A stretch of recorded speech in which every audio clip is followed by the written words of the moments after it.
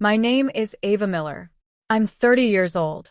The first police officer looked at me, then at my parents, and asked, "Ma'am, have you been told you're not allowed on this property?" I laughed. What? This is my parents' house. I grew up here. The officer didn't laugh. He held up a piece of paper. They've filed a trespassing complaint.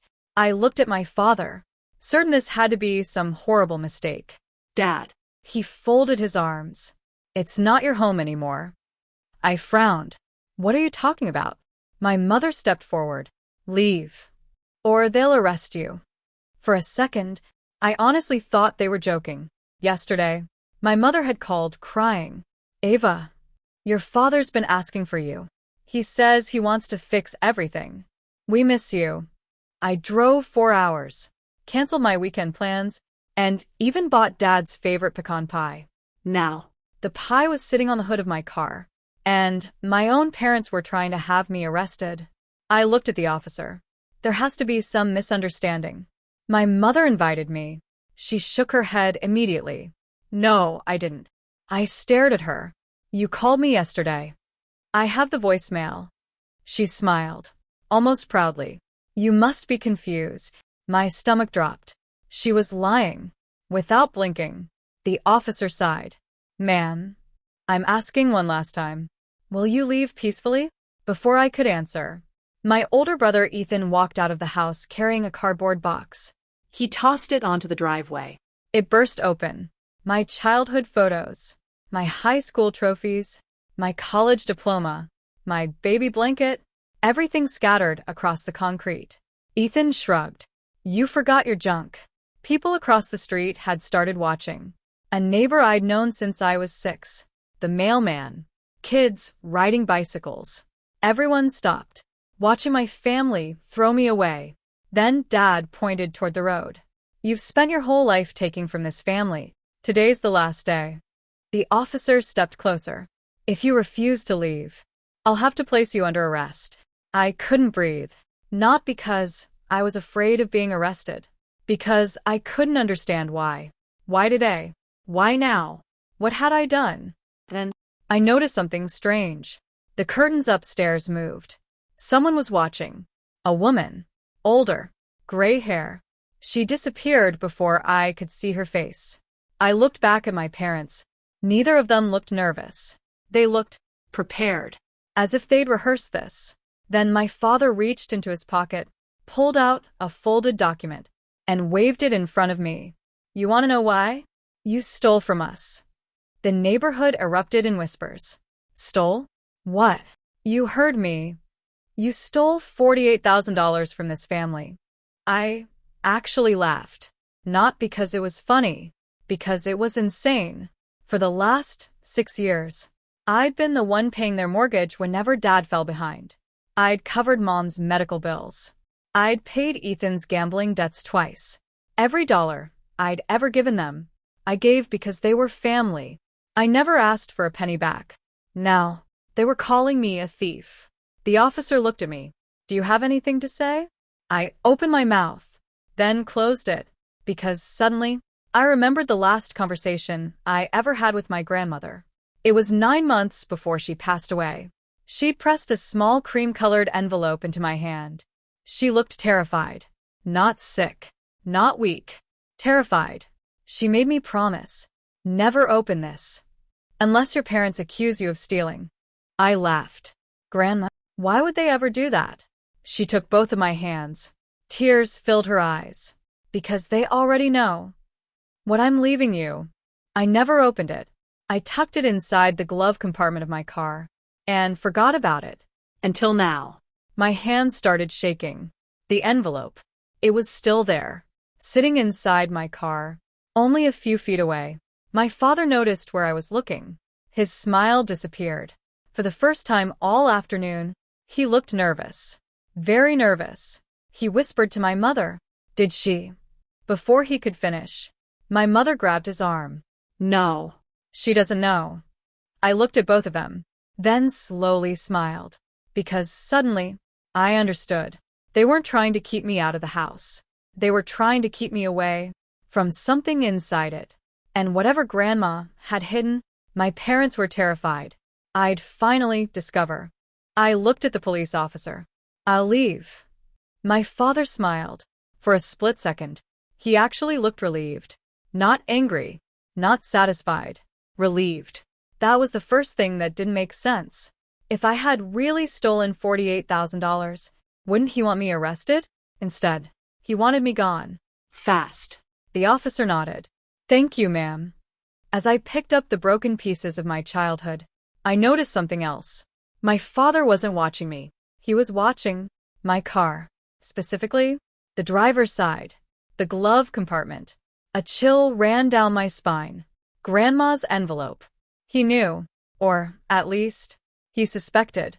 I quietly gathered my diploma and family photos, then walked toward my car. My father suddenly shouted, "Wait." I turned around. "You forgot one thing." He walked over, holding an old framed photograph. It was the last family picture Grandma ever took. Everyone was smiling, except Grandma. She looked worried. Dad shoved the frame into my hands. The glass was cracked. "It doesn't belong in this house anymore." His voice sounded strange, like he couldn't wait for me to leave. I opened my car door. Before getting inside, I looked back one last time. My mother was already pulling the curtains shut. My brother was laughing with Dad. The police officers drove away. The neighbors slowly returned to their homes. Within 2 minutes, it was as if I'd never existed. I climbed into the driver's seat, locked the doors. My hands were shaking so badly, I could barely breathe. I opened the glove compartment. There it was. The same cream-colored envelope. Untouched. Grandma's handwriting covered the front. For Ava. Only if your parents ever call you a thief. I stared at it for nearly a minute, then carefully opened it. Inside, there were only 2 things. A handwritten letter. And a tiny brass key. No explanation. No address. Just a key. I unfolded the letter. My grandmother's handwriting was weaker than I remembered, but every word was unmistakably hers. My sweet Ava, if you're reading this, your parents finally did exactly what I feared. Listen carefully. They will tell everyone you stole from them. Do not argue. Do not beg them to believe you. The truth has never mattered to people protecting a lie. My heart started racing. She knew. Years before it happened. She knew. I kept reading. The money they accuse you of stealing was never theirs. I froze. What? Your father has been taking money from me for almost 12 years. Every time he promised he'd pay me back. He never did. I kept records of every dollar. My mouth went dry. Dad always told everyone he was helping Grandma, not the other way around. The next sentence made my stomach drop. Your brother knows everything. He's helped your father hide it. I couldn't breathe. Jason. No. Ethan. The same brother who'd thrown my belongings into the street. He wasn't just protecting Dad. He was part of it. Tears blurred the page. Grandma had known. All along. Every holiday. Every birthday. Every Sunday dinner. She knew. And she never stopped loving them anyway.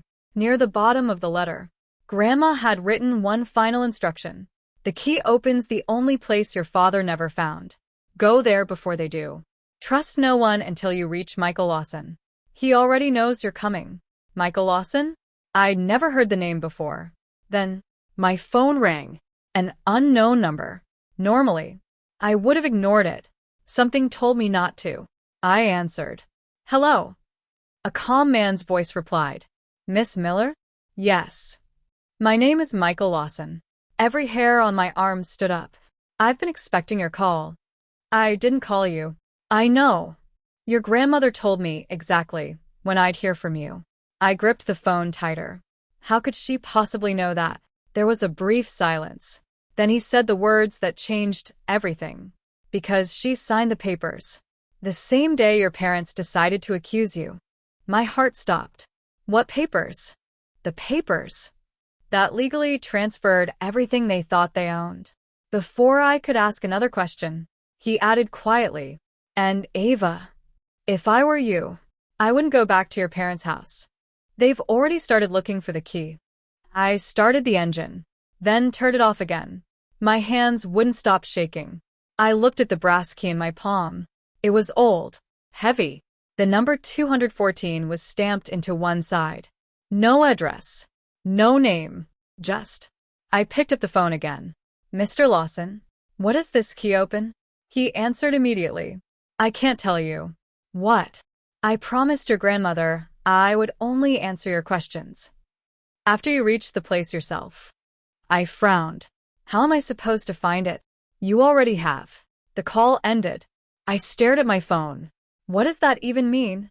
Then my eyes drifted to the cracked family photo my father had forced me to take. Grandma was standing in front of her old farmhouse. Behind her, barely visible, was a weathered red barn, and nailed beside the barn door was a faded metal sign. Storage Building 214. My heart skipped. Grandma's storage unit. I'd completely forgotten about it. Years ago, she rented a small storage building on the edge of town after Grandpa passed away. Dad always complained it was a waste of money. After Grandma died, he told everyone she'd canceled it. Apparently, she hadn't. I drove there immediately. Every red light felt like an hour. My mind kept replaying Dad's face. Not when he accused me. When I looked toward my glove compartment. That wasn't anger. That was fear. He knew the envelope existed. He just didn't know. I'd never opened it. Until today. 25 minutes later, I pulled into an aging self-storage facility. Rows of faded metal doors stretched across the property. Most looked abandoned. I found 214. The brass key slid into the lock perfectly. For a second, I couldn't move. If Grandma had been planning this for years, what was waiting inside? I slowly turned the key. Click. The door rolled upward with a long metallic groan. Dust floated through the afternoon sunlight. There were no boxes of old clothes. No broken furniture. No forgotten holiday decorations. Instead, there was a single wooden desk, a gray filing cabinet, a metal lockbox, and, on top of the desk, a yellow sticky note. My name was written on it. AVA. My throat tightened. She'd known I'd be here. I unfolded the note. It read, "If your parents accused you, they've already lied to everyone else. Don't waste your energy defending yourself. People who believe lies without evidence rarely change their minds because of words. Show them proof instead." Under the note was a folder labeled, "Loans to Richard Miller, my father." I opened it. The first page nearly made me drop the folder. A handwritten ledger. Every payment. Every date. Every amount. $4,500. $8,000. $12,700. $2,300. Year after year.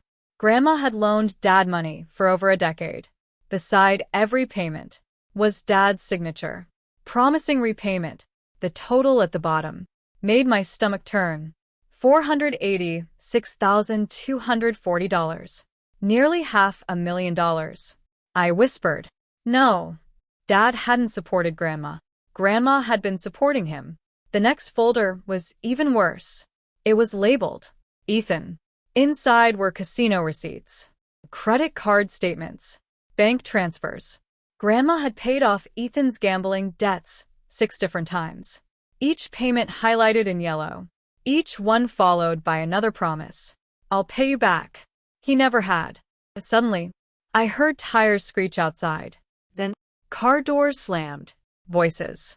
Angry voices. I stepped toward the small window. My blood ran cold. Dad's truck. Mom's SUV. Ethan's car. All three had pulled into the storage facility. They were running from building to building, looking at the numbers. Searching. Dad shouted. "Split up. He has to be here." Ethan yelled back.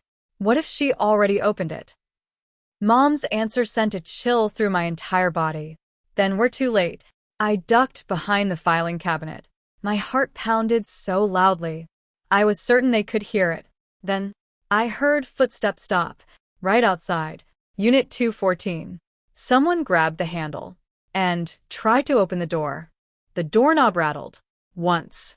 Twice. Then my father's voice came through the metal door. "Ava, I know you're in there." I held my breath. He knocked again. Not hard. Almost. Come. You don't have to do this. My stomach turned. My father had never sounded this gentle before. Not when I was a little girl. Not after Grandma died. Not even an hour ago when he tried to have me arrested. Why now?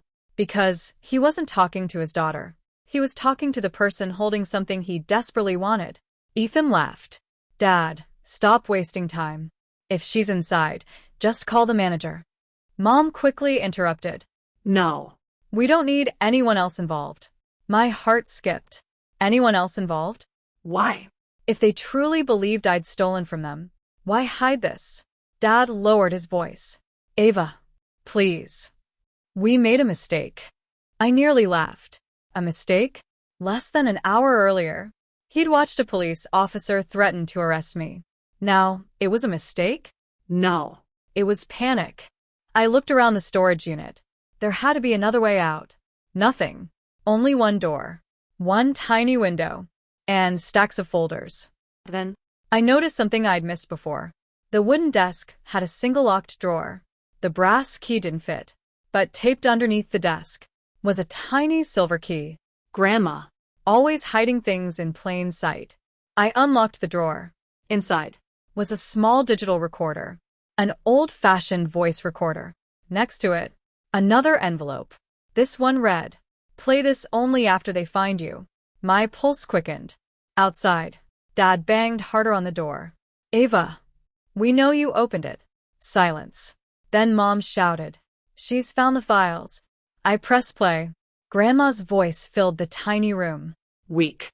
But unmistakable. "Hello, sweetheart. If you're hearing this, then your parents are standing outside this door." I froze. She knew. She knew every step. Richard won't care about the money. He'll care about one thing. The blue folder.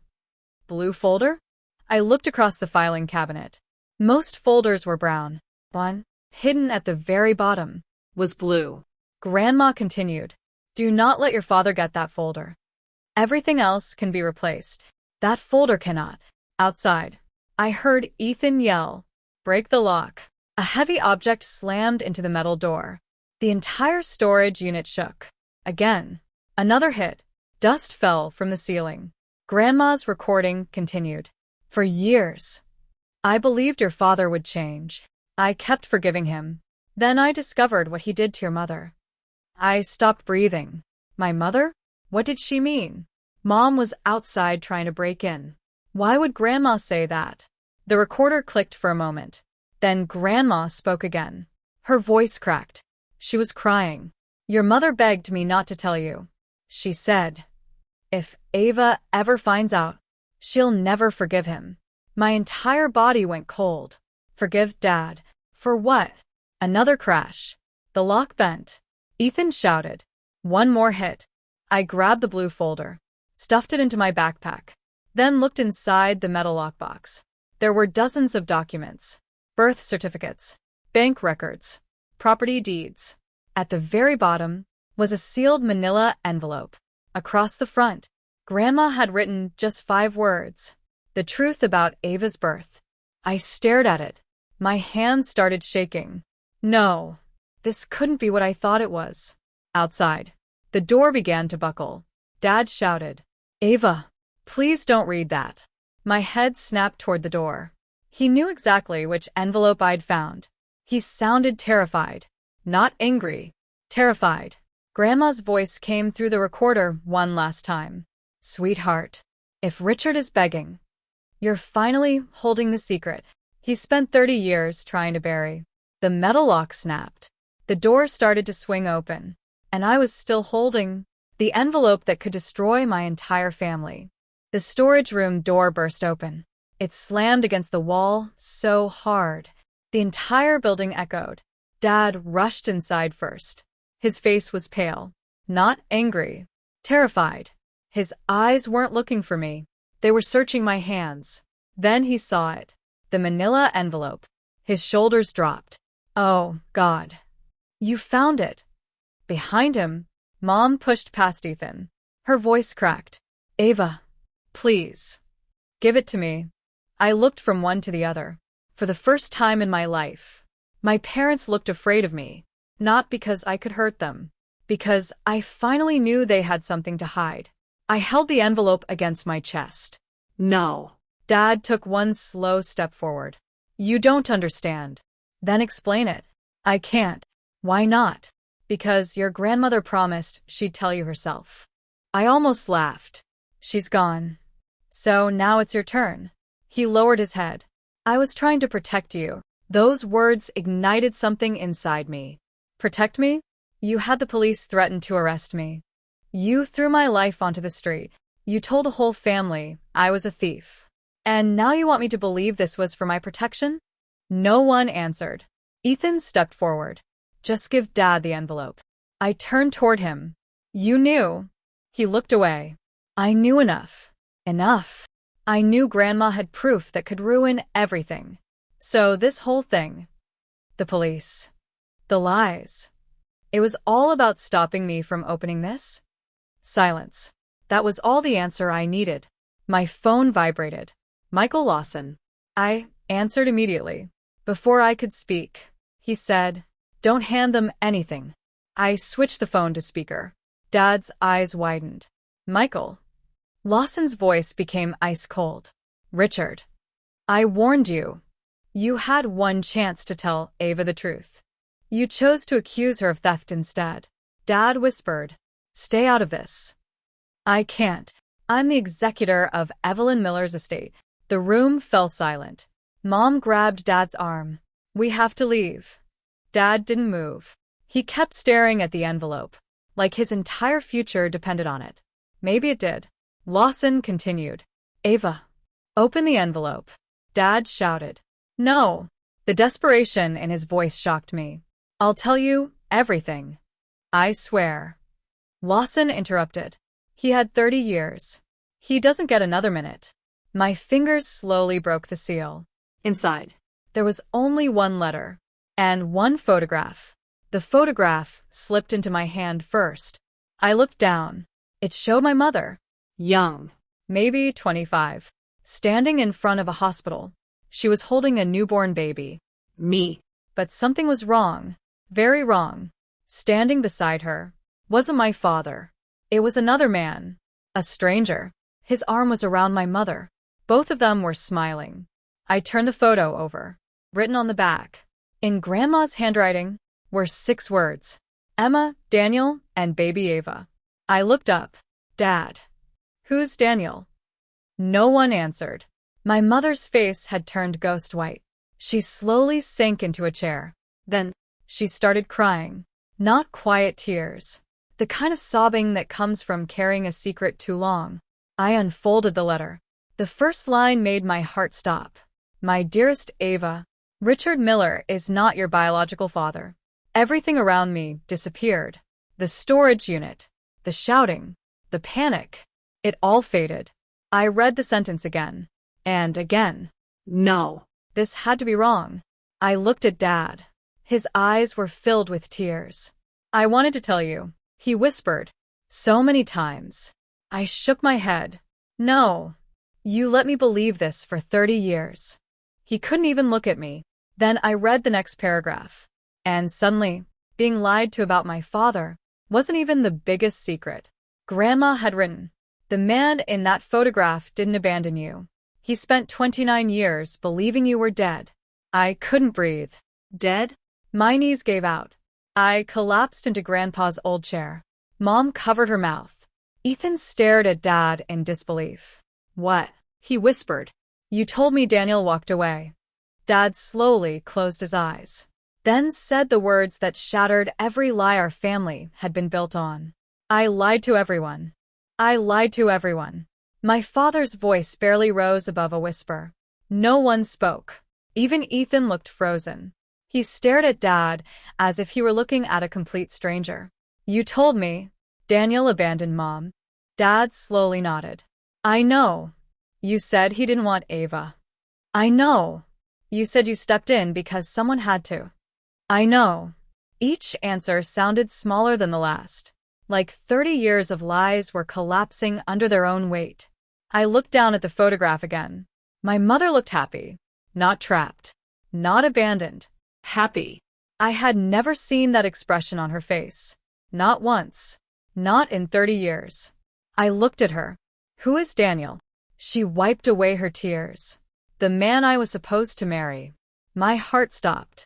What? We met in college. We were engaged.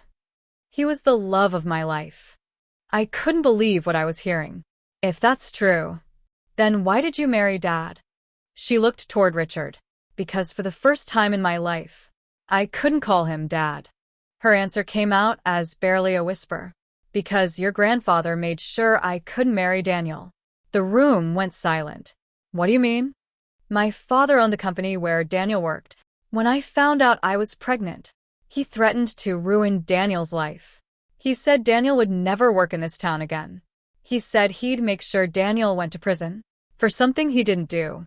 Tears rolled down her cheeks. So I left. I frowned. You left him? She nodded. I told Daniel I didn't love him anymore. And he believed you? I made sure he would. I couldn't understand. Why? Because I thought I was protecting him. She covered her face. I thought he'd hate me. I never imagined your grandfather would tell him something so cruel. My chest tightened. What did Grandpa tell him? She looked directly at me. He told Daniel that our baby died before she was born. The air left my lungs. Dead. That's why Grandma had written those words. He hadn't abandoned me. He'd spent 30 years mourning a daughter he believed never lived.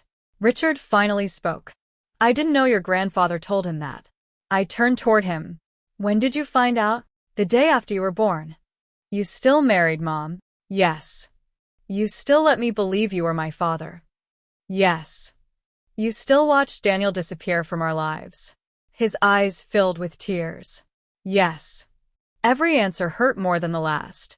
I walked toward the storage unit door. I needed air. Behind me, Mom suddenly cried out. Wait. I turned. She was holding another piece of paper. It had fallen from the envelope. I hadn't even noticed it. She slowly picked it up. Then her face drained of color. Richard whispered, What is it? She couldn't answer. She simply handed it to me. At the top, Grandma had written, Daniel Mercer never stopped looking for Ava. Below that was a stack of newspaper clippings. Private investigator receipts. Missing person inquiries. Letters returned unopened. Every year, for almost 3 decades, Daniel had hired someone new to search for the daughter he believed had died. Then I saw the final document. It was only 3 months old. A printed email. Subject line. Found possible match. My hands began to shake. I looked at the sender. A licensed genealogist. The email read, Mr. Mercer, we believe we've located the woman you hired us to find. Her name is Ava Miller. We're verifying the evidence before making contact.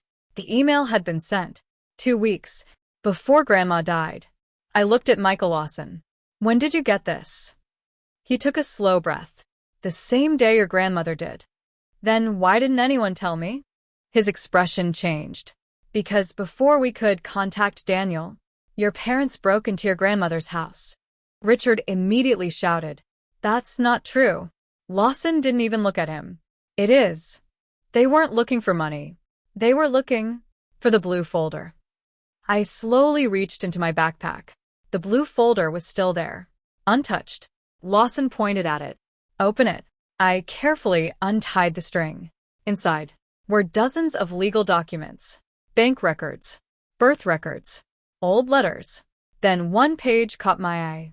Its title was typed in bold letters. Petition to reverse an illegal adoption consent.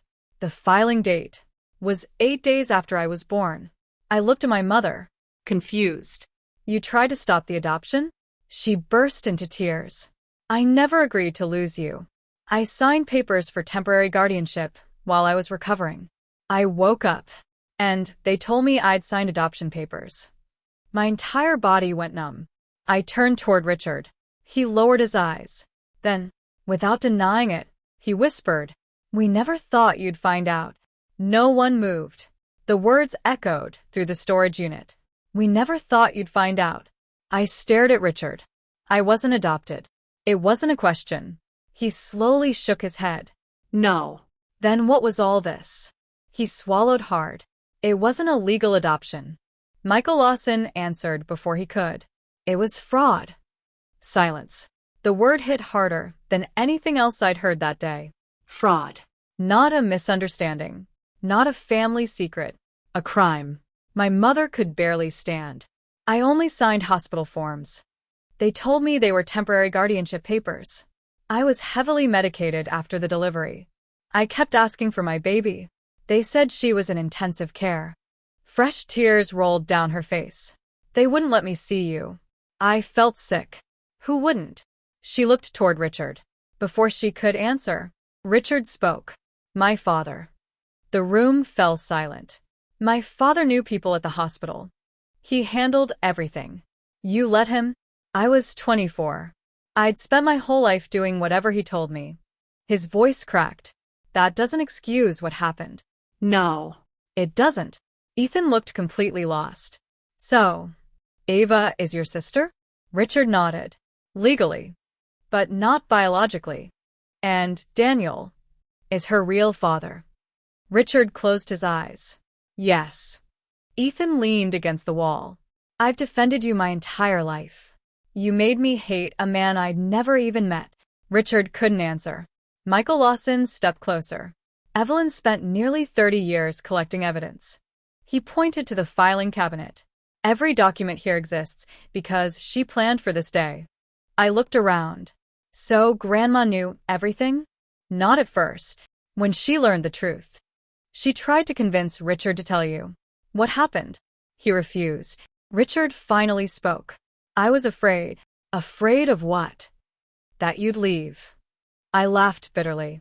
So instead, you destroyed my life before I had the chance. My phone buzzed again.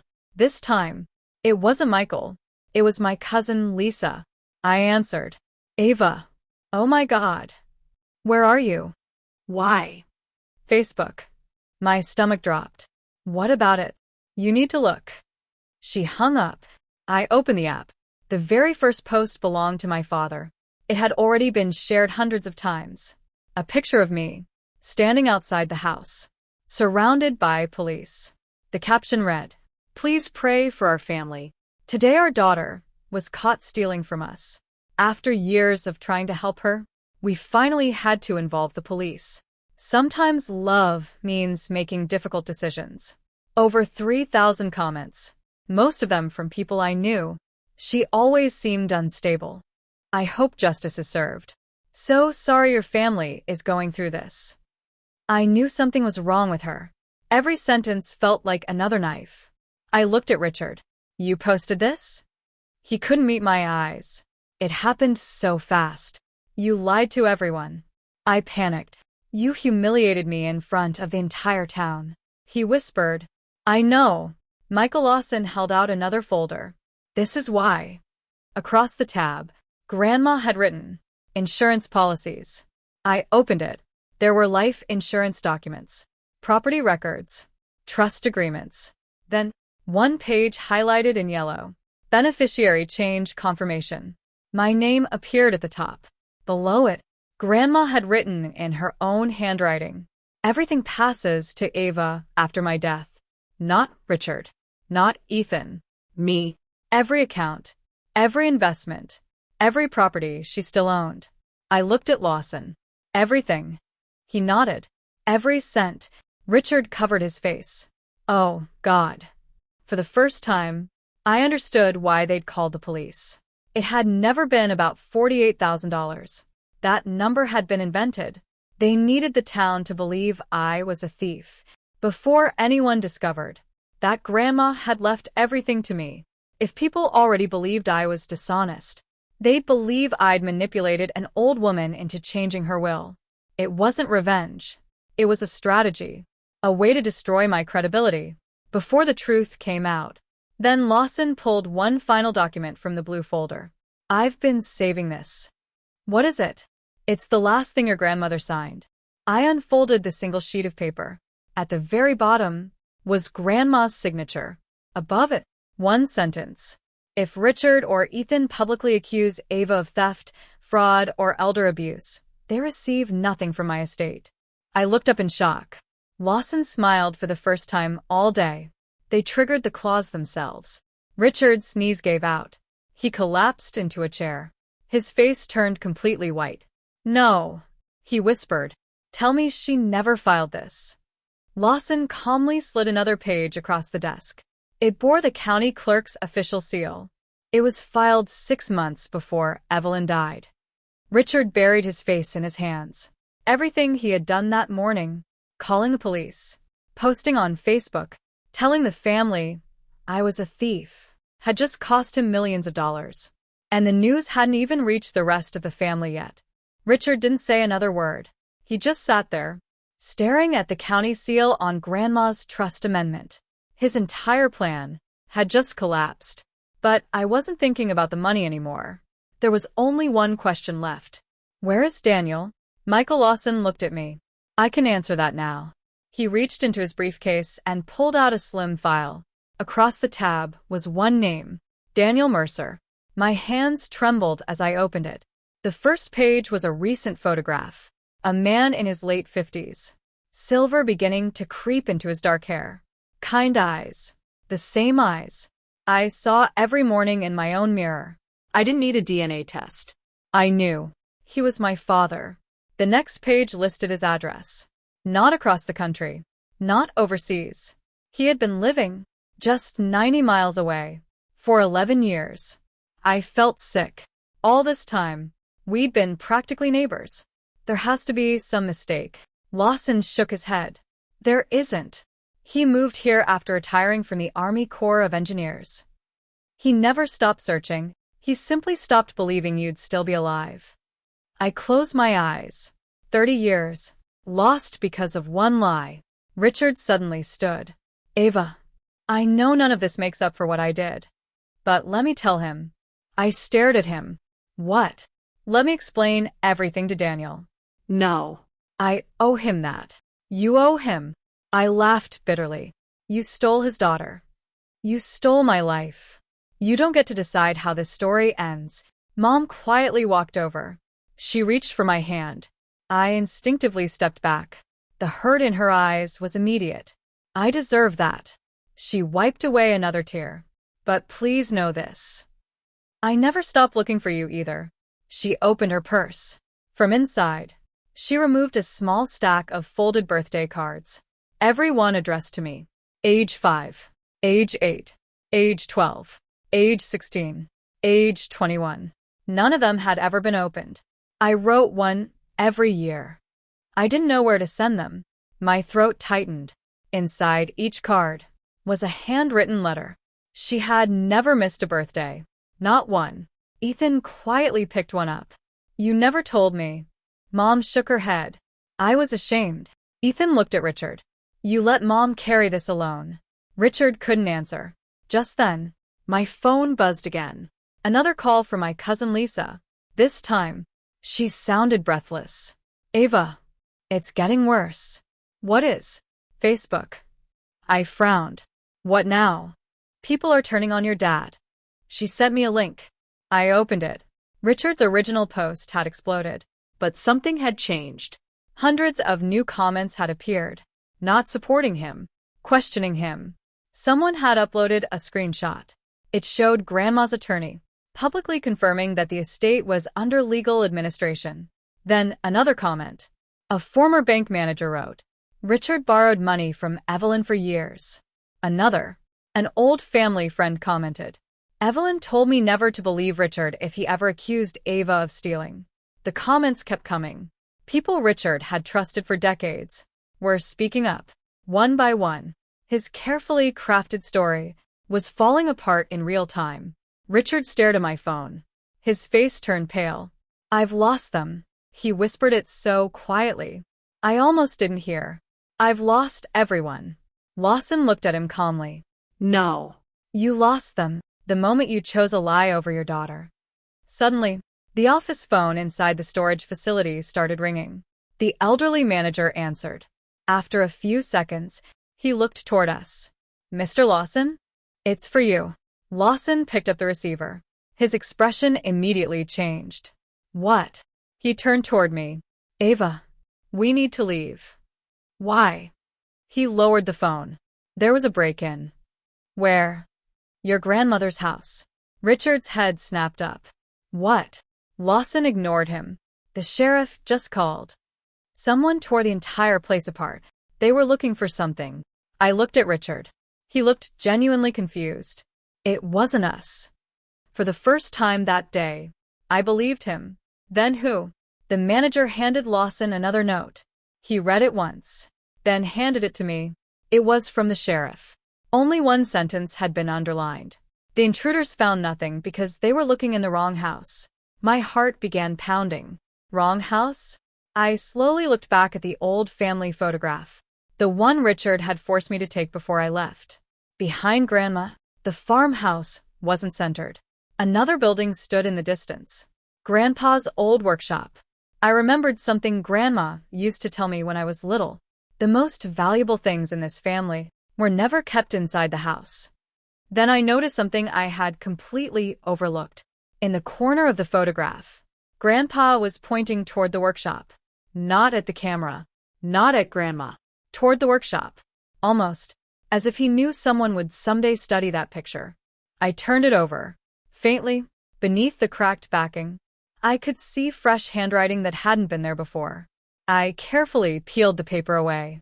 Only 5 words were written underneath. The workshop hides the final truth. No one spoke. The words on the back of the photograph echoed inside my head.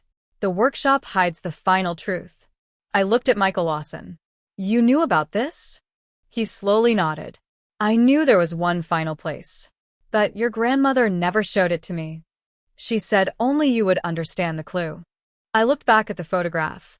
Grandpa wasn't pointing at the workshop. He was pointing at the weather vane on its roof. A rusted iron rooster. Suddenly, I remembered. When I was 8, Grandpa had lifted me onto his shoulders and smiled. If you ever need to find my greatest treasure, don't look where everyone else looks. Look where the rooster faces after the first rain. At the time, I thought he was telling another one of his strange riddles. Now, it sounded like directions. We drove to the farmhouse together. For the first time, Richard followed silently behind us. No excuses. No arguments. Just silence. When we pulled into the driveway, yellow crime scene tape fluttered across the front porch. The sheriff's deputies were still there. Furniture had been overturned. Cabinets ripped open. Floorboards pulled apart. Whoever broke in had searched every inch of the house and found nothing. The sheriff walked over. Miss Miller? I nodded. We've documented the damage. But there's something strange. What? They ignored every piece of jewelry. Cash. Silver. They only searched for documents. Lawson and I exchanged a glance. Someone else knew Grandma had hidden evidence, but they didn't know where. I walked behind the farmhouse. The workshop stood exactly as I remembered. Old. Weathered. Locked. The rusted rooster still sat on top of the roof. A storm had passed the night before. The rooster pointed west. I slowly followed its direction. Past the fence. Past Grandpa's apple trees. Toward an enormous oak tree. At its base, half hidden by weeds, was an old stone bird bath. My heart started pounding. Grandpa had built it himself. As a child, he never let anyone move it. I knelt beside it. The concrete basin felt unusually loose. I pushed. Nothing. Then I remembered another childhood memory. Grandpa never pushed it. He always turned it. I twisted the basin clockwise. With a deep grinding sound, the entire pedestal rotated. Beneath it was a steel hatch. Richard gasped. Oh, my God. He had never seen it before. Neither had anyone else. The brass key from Grandma's envelope fit perfectly. The hatch unlocked with a loud click. Inside. A narrow staircase disappeared underground. Cold air drifted upward. Lawson smiled sadly. Evelyn always said your grandfather trusted dirt more than banks. We climbed down carefully. The room below wasn't large, maybe 15 feet across. But it was perfectly dry. Metal shelves lined every wall. Every shelf was packed with label boxes, family photographs, journals, financial records, old videotapes, and in the center, a heavy oak table. On top sat a single VHS tape, a modern flash drive, and a handwritten note. For Ava, this is where the lies finally end. I picked up the flash drive. What is this? Lawson answered quietly. I believe your grandfather digitized everything before he died. I plugged it into my laptop. One folder appeared. Read first. Inside Was a single video, recorded only 3 weeks before Grandma died. I pressed play. Grandma appeared on the screen. she looked weak. But determined. She smiled directly into the camera. If you're watching this, then Richard finally chose fear over love. She sighed. I prayed he wouldn't, but I prepared anyway. She began naming names. Not just Richard. Lawyers, accountants, hospital employees, a retired judge, people who had helped hide the truth. My stomach tightened. This wasn't one man's lie. It was a conspiracy that had lasted decades. Then Grandma held up one final document. Ava, this paper matters more than everything else in this room. She unfolded it. Even through the video, I could read the title. Affidavit of Nurse Helen Brooks. Grandma looked into the camera. The nurse who witnessed your birth finally told the truth. I searched the table frantically. There. A sealed envelope. The affidavit was still inside, untouched. I broke the seal. The first paragraph confirmed everything my mother had said. She had never consented to lose me. The signatures had been altered. Hospital records had been changed. Witnesses had been pressured. Then I reached the final page. At the bottom, the nurse had written one sentence by hand. Richard Miller was not the person who ordered the fraud. I frowned. If it wasn't Richard, then who? I slowly turned the page. Attached behind it was another signed statement. This one named the person responsible. As my eyes reached the name, I felt every ounce of strength leave my body. It wasn't my grandfather. It wasn't anyone in the hospital. It was someone who had been standing beside me All day. I slowly looked up and met Michael Lawson's eyes. I couldn't breathe. My eyes stayed locked on the affidavit. Then I looked at Michael Lawson. No. My voice barely came out. This says your name. Richard looked just as stunned. So it was you. Lawson didn't move. He didn't defend himself. He simply held out his hand. Read the next page. I hesitated, then turned it over. Everything changed. The affidavit continued. Michael Lawson was instructed to prepare the fraudulent guardianship paperwork. Below that, another sentence. He refused to participate. I kept reading. When he reported the fraud, he was immediately removed from the case and threatened with disbarment if he spoke publicly without evidence. I slowly lowered the papers. Lawson sighed. I was 28, a brand new attorney. I thought reporting it would stop everything. It didn't. Richard stared at him. Why didn't you tell anyone? I tried. No one believed me. The hospital destroyed records. Witnesses changed their statements. Your father had too many powerful friends. He looked directly at me. The only person who refused to give up was your grandmother. Lawson opened one final box. The side were dozens of letters, every one addressed to him. From Grandma. For nearly 30 years, they had worked together, collecting evidence, waiting, planning, not for revenge, for proof. Grandma appeared again on the video. If you've reached this point, then you've learned enough to make your own decision. She smiled gently. Ava, you don't owe anyone forgiveness. But don't let hatred become your inheritance. I've already carried enough of that for this family. Tears blurred my vision. I only ask one thing. Build a better family than the one you were born into. The video ended. No one spoke. Not even Richard. For several minutes, the underground room was completely silent. Finally, Richard stood. He walked toward me. Then, for the first time in my life, he got down on one knee. Not because he expected forgiveness. Because he knew he didn't deserve it. I stole 30 years from you. I stole them from Daniel. I stole them from your mother. There isn't a punishment severe enough. He pulled a folded envelope from his pocket. I wrote this last night. He handed it to me. Inside Was a signed confession. Every lie, every false accusation, every detail about calling the police. The fake $48,000. The Facebook post. Everything. Signed. Notarized. I was going to destroy it. He looked down. But after today, I don't want another lie. He turned toward the sheriff. I'd like to make a statement. The sheriff nodded. You understand the consequences? Yes. I do. Richard was handcuffed without resistance. As he was led outside, he stopped beside me. I know you'll probably never call me Dad again. I couldn't answer, because he was right. Some things Can't be repaired. 2 days later, I met Daniel Mercer. Not in a courtroom. Not at a lawyer's office. At the small park where my mother said they had first met. I spotted him immediately. He stood when he saw me. Neither of us knew what to say.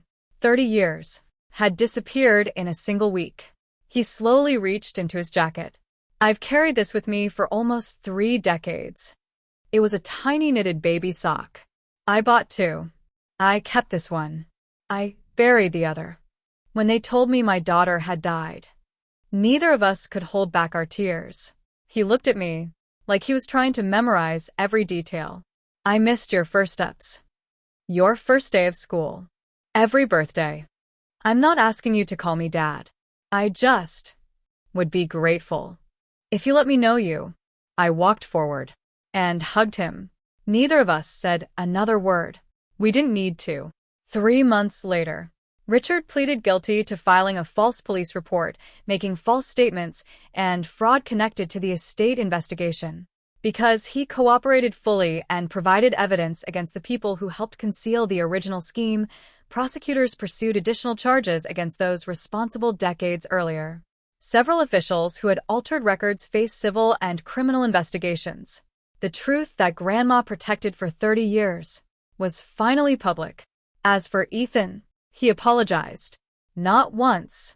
Many times. He admitted he'd believed every lie because it was easier than asking questions. Trust wasn't rebuilt overnight. But unlike Richard, he accepted responsibility without excuses. That gave us a place to begin. My mother spent months rebuilding her relationship with Daniel. Not as lovers. Too much time had passed for that. But as 2 people who had both been robbed of the same child.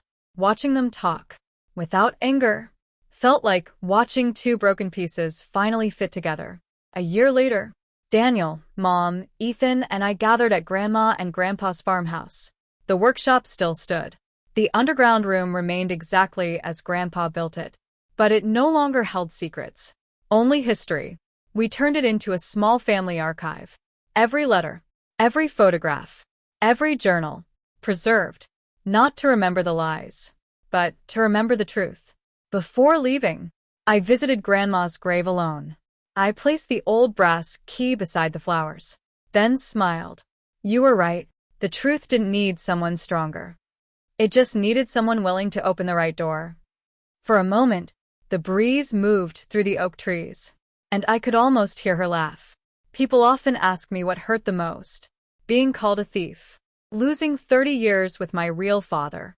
Discovering my entire childhood had been built on lies. The answer surprises them. The hardest part was realizing that the people who should have protected me were the ones I needed protection from. But that's not how my story ends. It ends with a choice. I couldn't change the family I was born into, but I could choose the family I would build. And that's exactly what I did.